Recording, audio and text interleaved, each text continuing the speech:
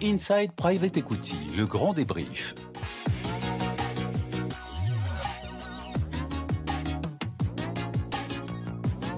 Pour compléter ce que vient de dire Philippe, ce qu'on voit, c'est que l'intérêt avec Altaroc, c'est que grâce aux distributions qui sont générées par le fonds au bout de l'année 4 et 5, un souscripteur qui prend 100 000 euros d'engagement dans le fonds Altaroc, ce qui est généralement le montant minimum, il n'aura besoin de mettre en cash investi que 80 000 euros.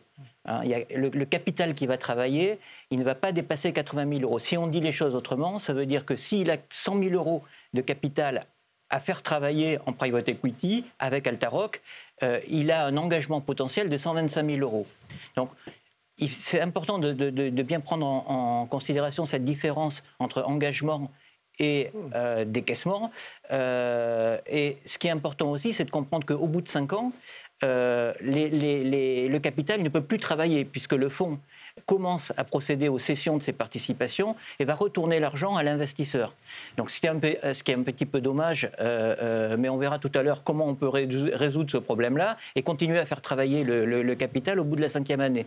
En tout état de cause, comme une entreprise qui va distinguer dans sa comptabilité les engagements, dans sa situation de trésorerie, ses encaissements et ses décaissements, l'investisseur qui va souscrire dans un fonds Altaroc, il doit bien prendre en considération le fait que l'engagement qu'il prend dans Altaroc ne correspond pas exactement au décaissement qu'il va être amené à réaliser pendant la période de souscription.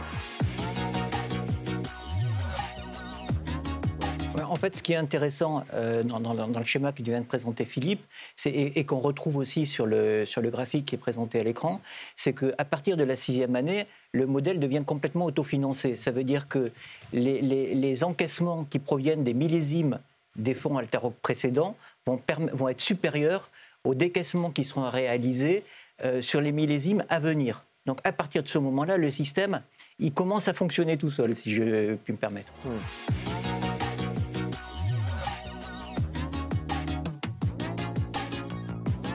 En fait, ce qui est vraiment très intéressant quand on travaille avec Altaroc, c'est que la société nous met à notre disposition un logiciel qui correspond à ce système ReUp et il va nous permettre de modéliser vis-à-vis de nos clients ce qui va se passer. Et on peut distinguer 3 types de solutions que peut proposer le logiciel ReUp. La première solution, c'est le client va nous exposer le montant de capitaux qui sont disponibles, la durée pendant laquelle ces capitaux seront disponibles, et à partir de ces possibilités d'investissement, on va dérouler de manière personnalisée les flux de trésorerie de négatifs puis positifs qu'il pourra avoir à partir de ces possibilités financières.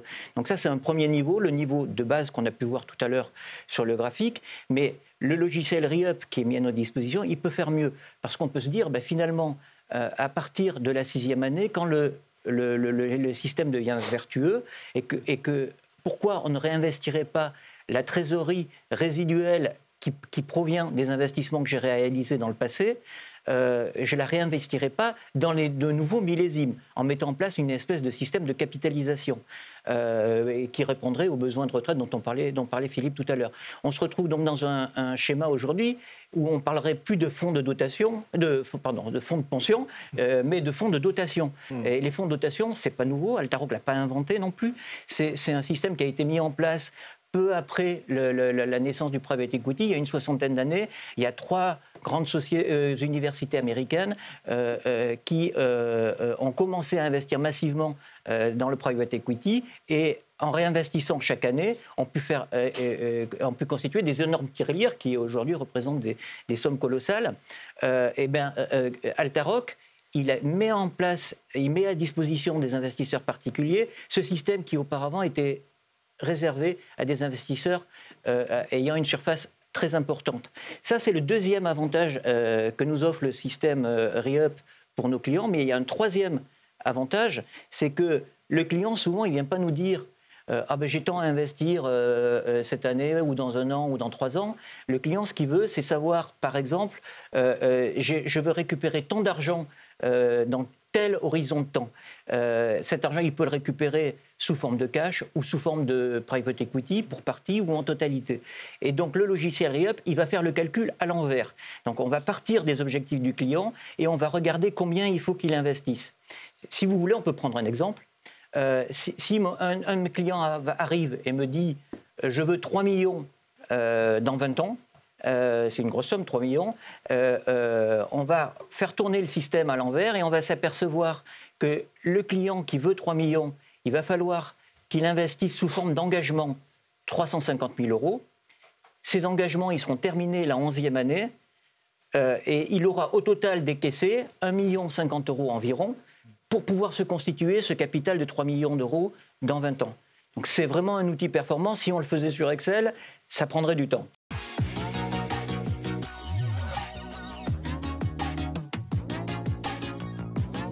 Chez Immobourg Patrimoine, on a un petit peu les mêmes types de clients, mais on a en plus pas mal de sociétés qui souhaitent investir, soit des sociétés opérationnelles, soit des sociétés qui ont plutôt pour objectif de gérer le patrimoine de nos clients.